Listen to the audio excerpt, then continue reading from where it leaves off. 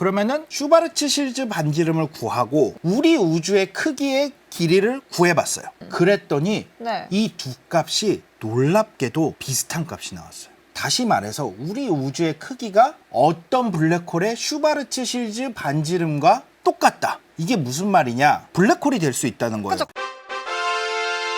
인사할 시간도 많습니다. 여러분의 시간을 낭비해드릴 느리지만 쿨함과 랩미트입니다. 반갑습니다, 교수님들. 반갑습니다. 우리의 우주가 사실은 다른 우주에 다른 우주에 블랙홀 속에 존재를 하고 있는 우주다 라는 이론이 있습니다. 우리가 보통 일반적으로 생각하기에는 블랙홀 속에 들어가면 모든 게 파괴가 된다. 맞아요. 정보도 사라지고 네. 모든 것들도 사라지고 그렇게 생각을 했는데 사실은 알고 보면 우리의 우주 자체가 또 다른 우주에 거대한 블랙홀 속에 존재를 하는 게 아닐까라는 게 오늘 얘기하고자 하는 이론입니다. 이 블랙홀 속에 우리 우주가 존재를 하고 있고 이 블랙홀 밖에는 또 다른 우주가 존재를 하고 있다. 블랙홀 안쪽에 있는 우주는 우리가 살고 있는 우주. 저 블랙홀 바깥쪽에 있는 우주는 우리가 살고 있는 우주를 포함하고 있는 블랙홀이 있는 또 다른 우주인 거죠. 마트리오시카 같은 거죠. 그러면은 이 블랙홀 속의 우주 네. 왜 나오게 됐느냐? 누가 먼저 생각을 했냐? 한 명은 사실 엄밀히 말하면 과학자는 아니에요. 철학자. 이 두 분입니다. 한 명은 아시겠어요? 에디슨 아니에요? 에디슨? 아인슈타인이지. 죄송해요. 왼쪽에 있는 저 중절모를 딱 쓰고 인자한 미소를 짓고 있는 이분은 쿠르트 괴델이라고 하시는 철학자이십니다. 아인슈타인과 괴델은 1930년대 후반부터 미국 프린스턴 고등연구소에서 함께 근무를 했습니다. 아인슈타인은 나치 독일을 피해서 1933년도에 미국으로 이주를 하면서 프린스턴에 이제 오게 된 거고 괴델도 피해서 1940년경에 미국으로 건너와서 프린스턴 고등연구소에 같이 근무를 하게 됐죠. 그래서 이 두 사람은 프린스턴 캠퍼스에서 점심도 거의 매일 같이 먹고 지금 보시는 것처럼 함께 산책을 하면서 철학과 과학에 대한 심도 있는 이야기를 정말 많이 나눴다고 해요. 괴델이 뭘로 유명한지 아세요? 괴델의 불완전성 원리라는 게 엄청나게 유명하죠. 왜냐하면은 수학의 한계를 명확하게 보여준 게 괴델의 불완전성 정리입니다. 이 괴델의 불완전성 정리에 대해서 얘기를 한 적이 있어요. 언제? EBS 취미는 과학에서. 오. 간단히 말하면은 모든 수학적 진리를 증명할 수 있는 완전한 체계는 존재하지 않는다. 수학으로 모든 것이 참이다라는 것을 증명할 수 있는 방법은 없다. 이게 괴델의 불완전성 원리입니다. 쉽게 비유하면은 나는 지금 거짓말을 하고 있다. 이 말이 참이라고 해볼게요. 그럼 네. 내 말은 거짓이에요. 왜냐면 나는 거짓말을 하고 있다가 참이니까 내가 하고 있는 말은 거짓말이에요. 네. 근데 내가 하고 있는 말이 거짓말이다. 나는 지금 거짓말을 하고 있다. 이 말이 거짓이라면은 내가 한 말이 참이잖아요. 그럼 내가 거짓말을 한다가 참이니까 나는 거짓말을 하고 있죠. 이 말 자체가 모순이 생기는 거예요. 아무튼 괴델은 그 불완전성의 원리로 되게 유명한 분인데 아인슈타인하고 괴델은 정말 친했다고 해요. 괴델은 순수하게 이제 아인슈타인과 얘기를 하다 보니까 상당히 과학적 지식이 탁월했다고 해요. 그리고 철학적인 통찰력으로 아인슈타인의 상대성 이론이라든지 이런 거를 생각해보고 문제를 풀 수 있었던 능력을 가지고 있었던 거죠.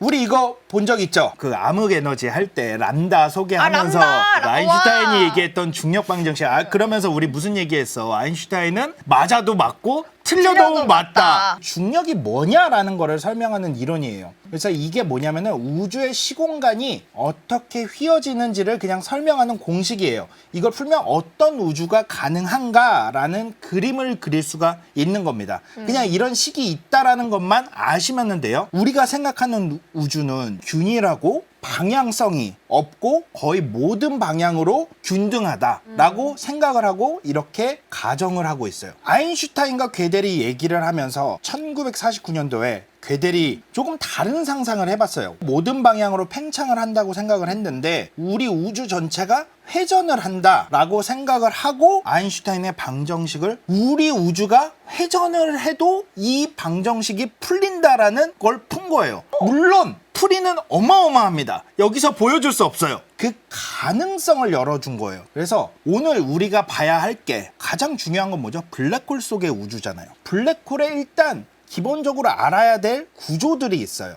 그 구조들을 한번 짚어보고 가도록 하겠습니다. 자, 블랙홀이란 뭐냐? 아주 간단하게 말해서 너무 무거워서 아무것도 빠져나올 수 없는 공간을 우리가 블랙홀이라고 부릅니다. 그리고 저 불빛과 검게 보이는 영역이 있죠? 저 경계선을 영어로는 이벤트 호라이즌. 너무나 유명한 유나님의 노래 사건의 지평선이라고 부릅니다. 사건의 지평선이라는 경계를 넘어서면은 빛조차도 돌아올 수가 없는 거예요. 그래서 우리가 블랙홀을 보면은 저렇게 검게 보이는 겁니다. 그리고 오늘 우리가 또 하나 알아야 될 게 있어요. 슈바르츠 실드 반지름입니다. 블랙홀은 슈바르츠 실드 반지름이라는 기준 반지름을 가지고 있습니다. 이게 뭐냐면은 어떤 물체가 얼마나 작게 뭉쳐지면은 블랙홀이 되는가를 정해주는 반지름이에요. 예를 들어서 우리 태양은 블랙홀이 되지 않지만 우리 태양이 블랙홀이 되기 위해서는 태양에 있는 모든 질량이 3km 이내에 모여야 돼요. 그러면 블랙홀이 될 수가 있어요. 그러니까 블랙홀이 될 수 있는 기준이 되는 반지름이 바로 슈바르츠 실드 반지름이라고 보시면 돼요.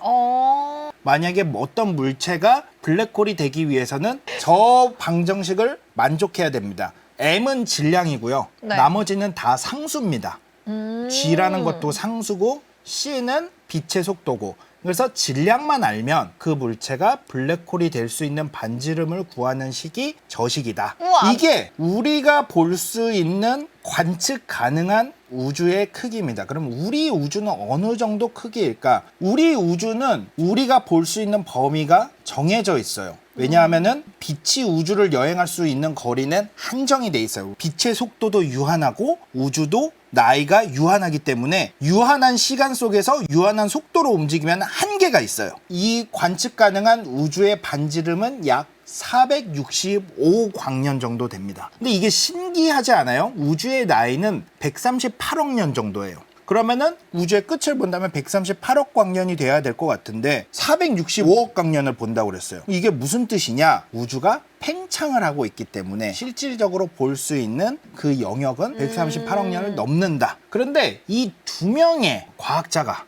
네. 나타납니다. 파트리아라는 북과 굿이라는 두 명의 박사님이 1972년도에 매우 흥미로운 계산을 한번 해봅니다. 우주의 전체 질량을 넣고 우주의 크기가 얼마나 될까 계산을 해봤어요. 우주의 질량을 저기다가 넣었어요. M에다가. 그러면은 슈바르츠 실드 반지름을 구하고 우리 우주의 크기의 길이를 구해봤어요. 그랬더니 네. 이 두 값이 놀랍게도 비슷한 값이 나왔어요. 다시 말해서 우리 우주의 크기가 어떤 블랙홀의 슈바르츠 실드 반지름과 똑같다. 이게 무슨 말이냐? 블랙홀이 될 수 있다는 거예요. 그쵸. 그러니까 완전히 똑같은 건 아니고 같은 단위에 있어요. 궁금하잖아요. 우주의 질량은 어떻게 구해? 그니까. 어떻게 구하는지를 뒤에 써놨습니다. 질량은 1도 곱하기 부피예요. 이 로우 C라고 돼 있는데 이 로우 C가 뭐냐? 임계 밀도라고 하는 겁니다. 근데 임계 밀도를 구하는 식은 이렇게 돼 있습니다. 이건 프리드만 이퀘이션이라고 네. 다른 쪽에서 나와서 유도를 해야 되는 건데 일단은 정해져 있다. 이 정도만 아시면 돼요. 여기에 보면은 H0라고 돼 있어요. H0가 뭐냐면은 팽창 계수예요. 우리 우주가 얼마나 빨리 팽창하냐. 팽창하냐. 팽창 속도를 말하는 거예요. 그리고 8πG는 중력 상수고 그러면은 다 아는 값이에요. 허블 상수도 우리가 관측해서 구했기 때문에 알 수가 있어요. 그래서 지금 현재 값으로 계산을 하면은 이렇게 나옵니다. 밀도가 9.5 곱하기 10의 마이너스 27승 단위 부피당 킬로그램.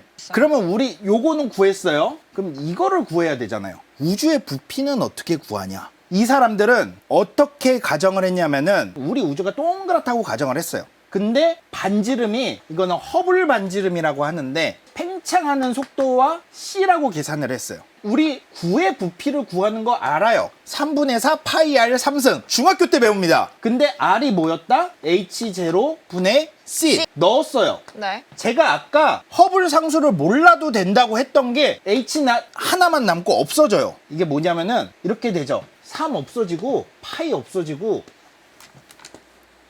되게 식이 간단해져요. 그 다음에 H0도 다 없어져요. 여기 오. H 하나 남고. 그래서 2분의 H0분의 C 3승이 돼요. 신기하게 다 없어져요. 근데 H5가 하나 더 남는 건 뭐예요? 요거는 이제 팽창을 하니까 아, 꼭 이해를 하고 넘어가야 되는 건 아닌데, 이렇게 우주의 질량을 구할 수가 있다. 우주의 팽창 속도가 우리를 기준으로 가까운 데는 천천히 팽창을 하고 있고, 먼 데는 더 빨리 팽창을 하고 있어요. 팽창 속도가 점점 이렇게 증가를 하고 있단 말이에요. 근데 우리의 팽창 속도가 빛의 속도를 능가하는 지점이 이 지점이에요. 이 지점을 넘어서면 우주의 팽창 속도가 빛의 속도보다 더 빨리 증가를 해요. 그러면은 이 사람들은 왜 이 우주의 크기를 이 반지름으로 가정을 했냐? 인과적으로 우리가 어떤 정보를 전달을 할 때 그 정보는 빛의 속도보다 빠를 수 없어요. 인과적으로 어떤 원인과 결과가 일어날 수 있는 그 한계가 여긴 거예요. 이 넘어서면은 빛의 속도보다 팽창이 더 빨라지니까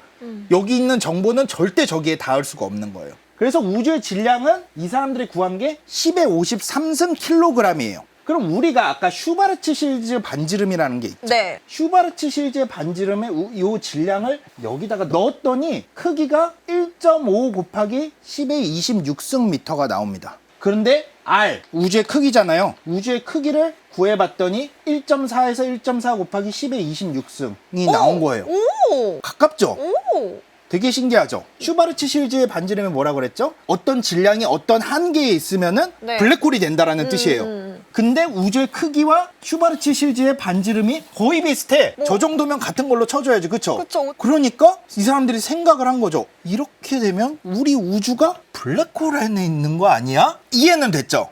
왜 블랙홀 속 우주라는 개념이 나오게 됐나라는 배경이에요. 근데 우리가 만약에 블랙홀 속에 있다고 하면은 경계라는 게 존재를 해야 돼요. 그 경계가 뭐죠? 사건의 지평선인 거예요. 그쵸. 그러니까 이 사건의 지평선은 우주의 벽처럼 보이기는 하는데, 비유하자면 어떤 느낌이냐면은 지구 위를 걸어가는 사람은 끝이 어딘가 있겠지 하고 쭉 걸어가요. 쭉 걷다 보면은 똑바로 갔다고 했을 때 원래 자리로 돌아오죠. 돌아오겠죠. 우리 우주도 무한한 것처럼 보이지만 경계는 있다라는 거죠. 그런데 리 스몰린이라는 박사님이 네. 등장을 합니다. 1994년도에 매우 도발적인 질문을 하나 던집니다. 블랙홀이 단순히 모든 것을 집어삼키는 게 아니라 그 안에서 새로운 우주가 태어나는 시작점이라면? 이라는 질문을 여기서 던지는 겁니다. 리 스몰린 박사님은 뭐라고 그랬냐면, 블랙홀 속의 중심, 저 끝에 있는 게 저 특이점이죠. 이 특이점이 우리가 알고 있는 어떠한 물리 법칙도 성립되지 않는 지점이라고 생각을 했는데, 그게 아니라 엄청난 밀도와 압력 때문에 튀어 올라가서 새로운 우주를 만들어낸다고 생각을 하는 거예요. 저 부분이 새로운 빅뱅의 지점이다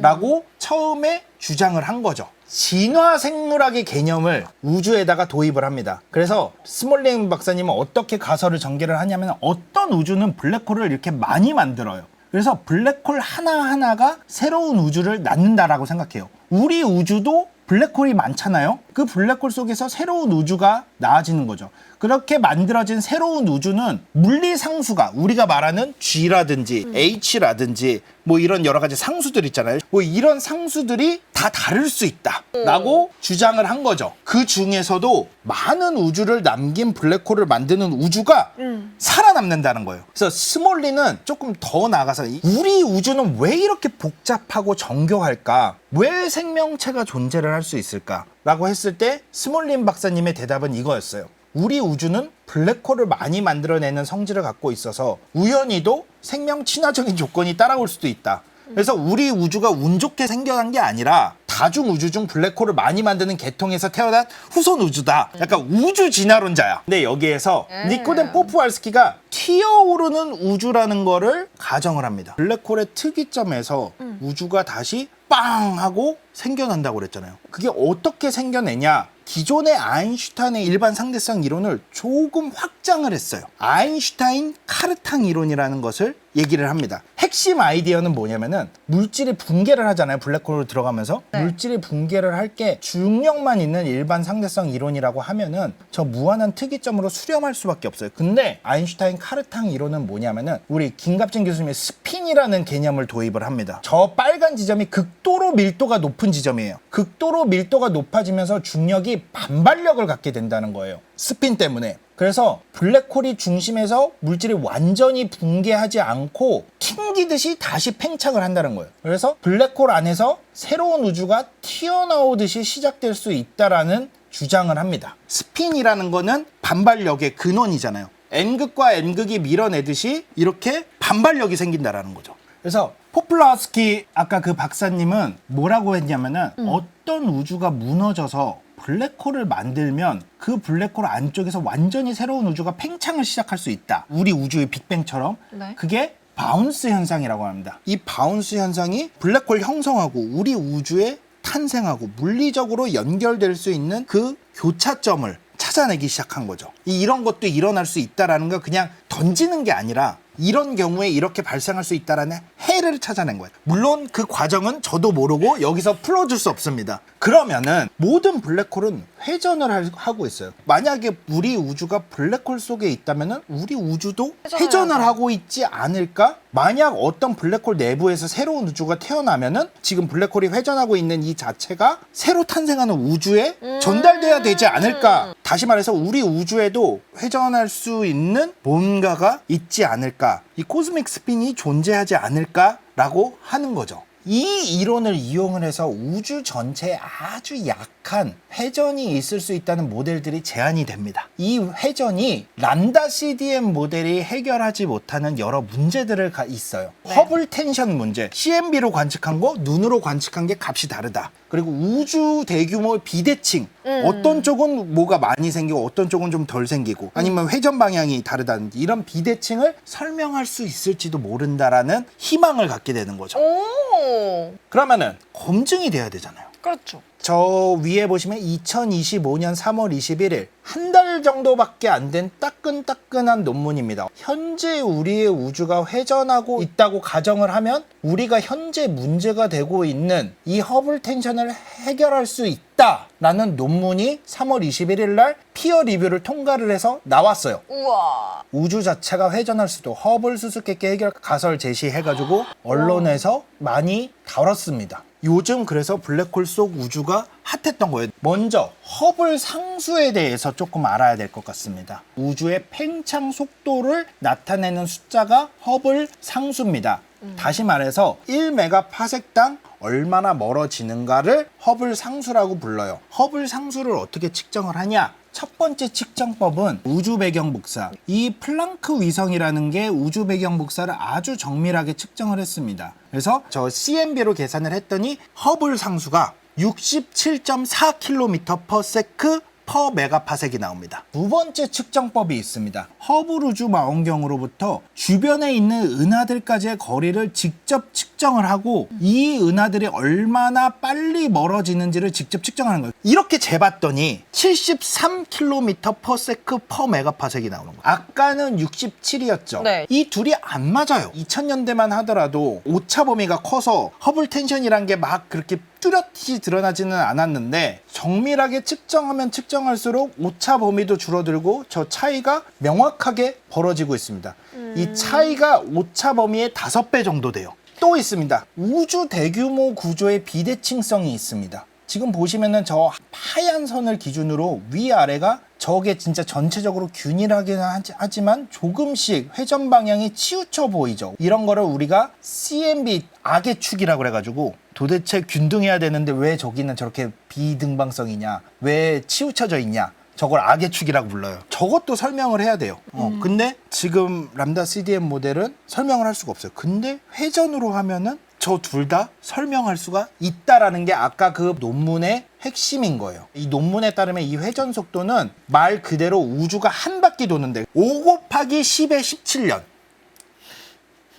하지만 중요한 건 뭐냐? 회전을 하냐 안 하냐가 차이가 있는 거죠. 매우 느리게지만 이렇게라도 돌면 그 문제가 해결이 된다라는 게 논문의 핵심이에요. 회전을 한다면 축이 있겠죠. 우리 은하도 중심이 블랙홀이 있고 이렇게 도니까. 근데 어딘지 알 수가 없어요. 아예 멀리서 우리 우주를 바라봤었을 때는 공률이 있을 수 있으나 지금 당장 우리가 안에서 아무리 재봤자 소용이 없다. 공률이 나오지 않는다. 그러면은 우리가 지금 기본적으로 많은 천문학자들과 많은 사람들과 네. 많은 과학자들이 받아들이고 있는 거는 뭐냐? 우리가 그동안 계속했던 람다 CDM 모델입니다. 우주론의 표준 모델이고 지금 정설로 받아들여지고 있는 모델입니다. 현재까지의 모든 관측 결과를 가장 잘 설명하는 우주론의 기본 틀이에요. 람다는 뭐죠? 암흑 에너지. CDM은 뭐다? 차가운 암흑 물질. 이 두 개가 빅뱅이라는 한 점에서부터 시작해서 팽창을 해서 인플레이션이라는 과정을 거쳐서 우리의 지금 평평한 시공간을 만들고 있다. 그럼 네. 우리가 지금 하고 있는 건 뭐냐? BHC입니다.